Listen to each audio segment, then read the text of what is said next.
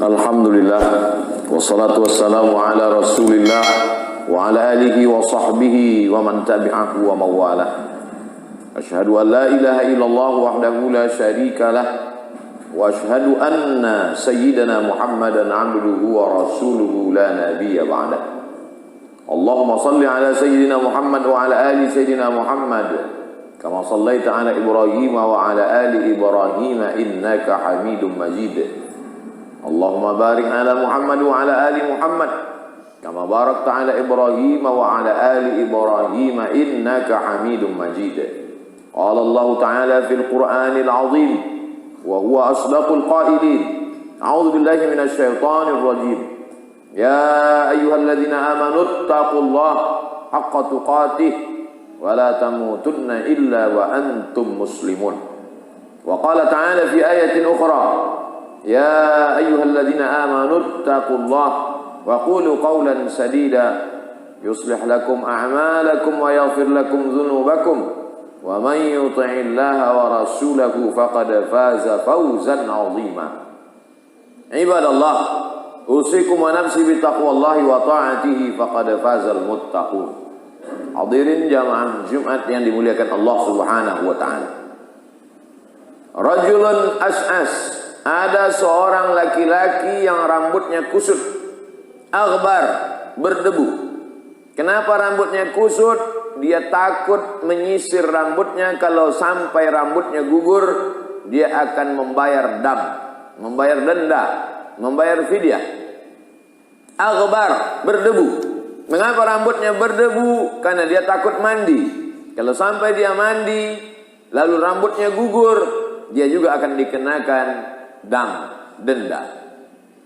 Yamuddu yadayhi ilas sama, dengan rambut yang kusut dan berdebu itu dia angkat tangannya ke arah langit. Bukan karena Allah di langit, tapi karena langit itu adalah qiblatud doa, kiblat salat. Fawalli wajhaka syatral masjidil haram, hadapkan wajahmu ke Masjidil Haram. Bukan Allah bertempat di dalam Ka'bah, tapi karena itu kiblat salat. Yamuddu yadayhi ilas sama, lelaki yang rambutnya kusut dan berdebu itu mengangkat tangannya ke langit, karena langit adalah qiblatud doa. Begitu kata Imam Ibnu Hajar Al-Haytami dalam kitab Al-Fathul Mubin bisyarhil arba'in. Lalu ketika dia angkat tangannya ke langit, dia berkata, Ya Rabb, Ya Rabb, Ya Allah, Ya Allah. Ketika orang berkata Ya Rahman, saat itu dia sedang memanggil wahai engkau yang penyayang. Ketika seorang berkata Ya Rahim, saat itu dia sedang memanggil engkau yang maha pengasih. Tapi begitu dia berkata Ya Rabb, maka saat itu dia sedang berkata Ya Rabb, kau yang mencipta aku. Ya Rabb, kau yang mengatur hidupku. Ya Rabb, kau yang memberi aku rezeki. Rambutnya kusut, berdebu, tangannya dia tengadahkan ke langit, mulutnya berkata Ya Rabb, Ya Rabb, tapi doanya tidak dikabulkan Allah. Apalagi yang kurang? Kurang rendah dirikah dia di hadapan Allah? Dia sudah merendah, tangannya diangkat setingginya. Kurang rendah dirikah dia di hadapan Allah? Dia sudah merendahkan diri dan jiwanya, sampai-sampai dia takut rambutnya gugur. Lalu kenapa doanya tidak dikabulkan Allah? Ternyata sebabnya kata Nabi Muhammad SAW, mat'amuhu haram, makanannya haram. Masrabuhu haram, minumannya haram.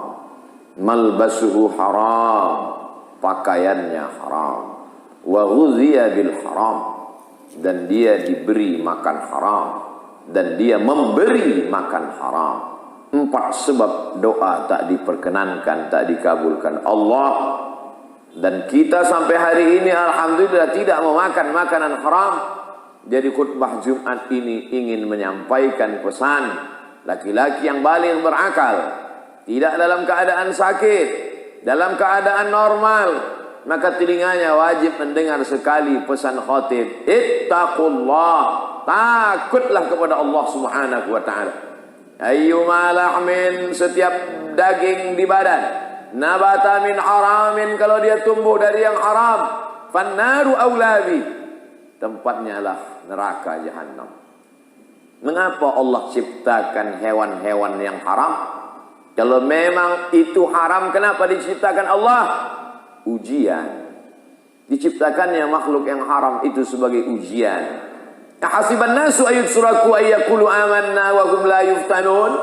Apakah manusia itu dibiarkan begitu saja berkata kami beriman, kami percaya kepada Allah, kami percaya kepada Rasulullah sallallahu alaihi wasallam, wa hum la yuftanun? Padahal mereka belum diuji.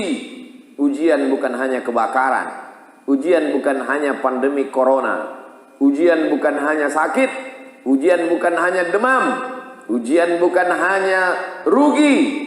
Di antara ujian, sanggupkah diri menahan dari yang haram? Masalah haram ini terbagi dua. Pertama, bendanya haram. Hurriman alaikumul maitatu, diharamkan bagi kamu makan bangkai. Waddamu, darah. Walahmul khinzir, daging babi. Wal munkhaniqatu, binatang yang tercekik. Wal mauqudatu wal mutaraddiyatu wan natihatu, binatang yang terjepit, binatang yang tertanduk, binatang yang terpukul. Wa ma akalas sab'u, binatang yang diterkam, binatang buas belum sempat disembelih. Wa ma dzubiha 'alan nusub, binatang yang disembelih sebagai sajian berhala, sebagai pemberian kepada hantu setan jembalang tanah. Wa ma uhilla bihi li ghairillah, binatang yang disembelih bukan atas nama Allah, maka sembelih dia dengan nama Allah. Bismillah, dengan nama Allah. Maka binatang itu pun menjadi halal, karena dia memang binatang halal. Tapi ada binatang itu halal, disembelih dengan cara yang halal. Darahnya sudah tumpah habis, karena di dalam darah itulah bakteri. Dicuci bersih. Setelah itu disembelih dengan cara yang bersih, dicuci dengan cara yang bersih, dimasak dengan cara yang bersih. Tapi dia tetap haram.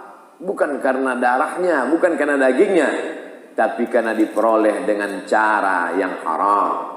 Dalam Islam, kenapa kau dapatkan ini? Karena hadiah, halal. Kenapa kau dapatkan ini? Karena upah hasil kerja, halal. Kenapa kau dapatkan ini? Karena hasil dari bekerja pagi sampai petang malam, halal.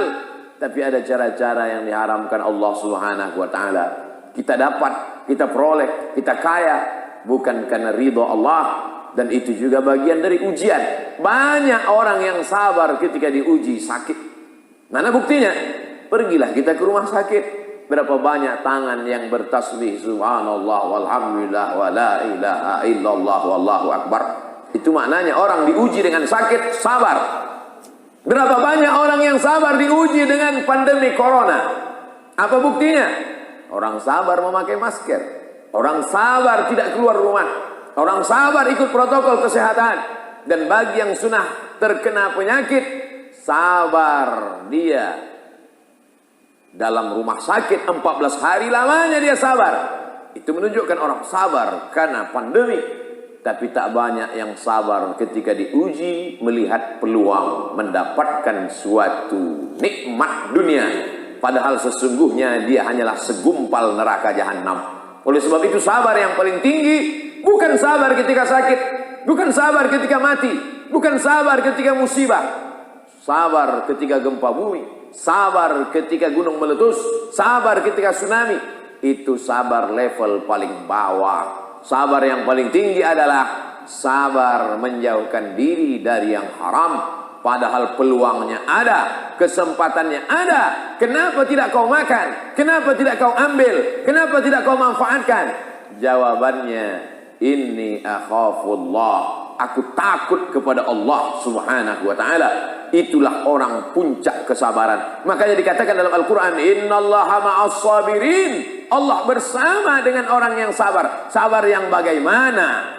Dia merasa bersama dengan Allah. Kalau aku ambil, aku makan, aku berikan ke anak istriku, aku belikan ke rumah kendaraanku, tidak ada yang tahu. Innallaha ma'as sabirin. Tapi Allah bersama aku. Disitulah makna percaya kepada yang gaib. Malaikat yang mencatat, inna alaikum lahafizin kiraman katibin. Malaikatnya tidak kelihatan. Iqra kitabak kafa binafsika al-yawma 'alaika hasiba. Buku catatan amalnya juga tidak kelihatan. Malaikat mungkar nakir yang akan menanya di alam kubur juga tidak kelihatan. Ruh yang bersemayam dalam jasad yang akan bertanggung jawab di hadapan Allah juga tidak kelihatan. Surga dan neraka juga tidak tampak di kelopak mata. Puncak dari beriman kepada yang gaib adalah Allah. Mana Allah itu? Hari ini belum pernah ada orang menantang khatib bertanya, mana Allah itu? Tapi pada zaman Nabi Musa dulu, apa kata mereka? Ya Musa, wahai Musa, ij'al lana ilahan kama lahum alihah. Buatkan kami Tuhan yang bisa dilihat mata, sebagaimana mereka punya Tuhan dalam bentuk patung dan berhala. Bahkan lebih tegas dari itu, Bani Israel menantang, arinallaha jahrah, tunjukkan kepada kami Tuhan jahrah, secara nyata. Ma khatara bi balik, fallahu laisa kadzalik. Apa yang terlintas di hatimu, maka Allah tidak seperti itu. Kau pejamkan matamu, nampak hitam putih merah, nampak bayang-bayang, itukah Allah? Walam yakul lahu kufuwan ahad.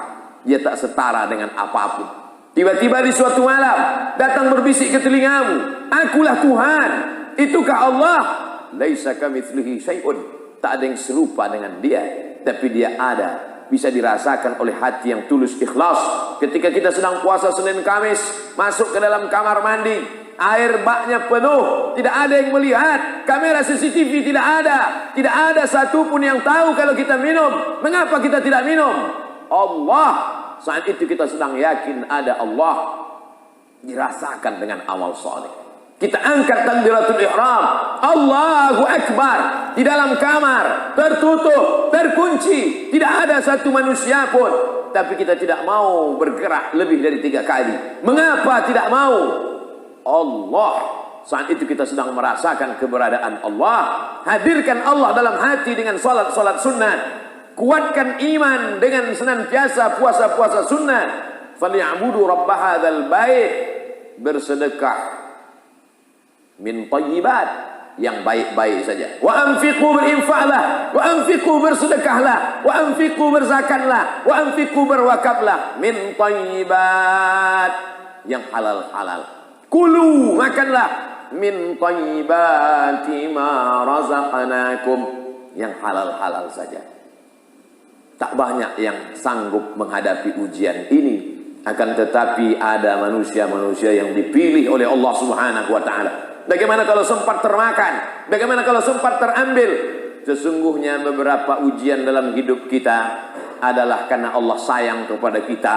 Dia ingin yang haram-haram itu lepas. Dia ingin yang haram-haram itu hilang. Ada orang yang selama ini badannya tetap sehat, hidupnya tetap tenang, jabatannya tetap tinggi, tak ada hal yang dimakannya haram. Di mana Tuhan? Kenapa tidak adil? Kenapa saya yang baru sholat langsung sakit? Kenapa yang baru taubat langsung kehilangan? Kenapa langsung? Kenapa begini? Kenapa begitu? Allah Ta'ala memberikan jawaban dalam Al-Quran. Ada manusia-manusia yang kelihatannya dalam nikmat. Wa umli lahum, kuulur untuk mereka, kuulur umurnya panjang, kuulur rezekinya banyak, kuulur badannya sehat, kuulur jabatannya tinggi. Inna kaidi matin, itu tipu dayaku. Yukhadi'un Allah, mereka menyangka sedang menipu Allah, wa huwa khadi'uhum, padahal Allah sedang menipu mereka. Mereka sedang menipu Allah. Lihatlah Allah tak tahu, lihatlah Allah tidak sadar bahwa aku sudah berbuat dosa. Maka sesungguhnya mereka sedang menipu diri mereka sendiri. Apa kata Allah? Apa kata Rasulullah? Innallaha la yumli lidh-dhalim. Allah mengulur orang-orang yang zalim itu dengan banyak kenikmatan. Hatta idza akhadhahu lam yuflithu. Sehingga ketika Allah menjatuhkan azab, tak tersisa sedikit pun. Maka kalau masih ada ujian diberikan Allah, sesungguhnya Allah sayang dengan kita supaya kita segera bertaubat kepada Allah Subhanahu wa taala. Yang tidak mau bertaubat, isma syi'ta, hidup sesuka hatimu. Hiduplah dengan cara Firaun, hiduplah dengan cara Qarun, hiduplah dengan cara setan. Fa innaka mayyit, tapi ingat, kau akan mati. Sekaya apapun kau akan mati, sehebat apapun kau akan mati. Dan kan akan minta pertanggungjawaban di hadapan Allah Subhanahu wa taala. Barakallahu li wa lakum fil Qur'anil azim wa nafa'ani wa iyyakum bima fihi minal ayati wadh-dhikril hakim wa taqabbala minni wa minkum tilawatahu innahu huwal ghafurur rahim.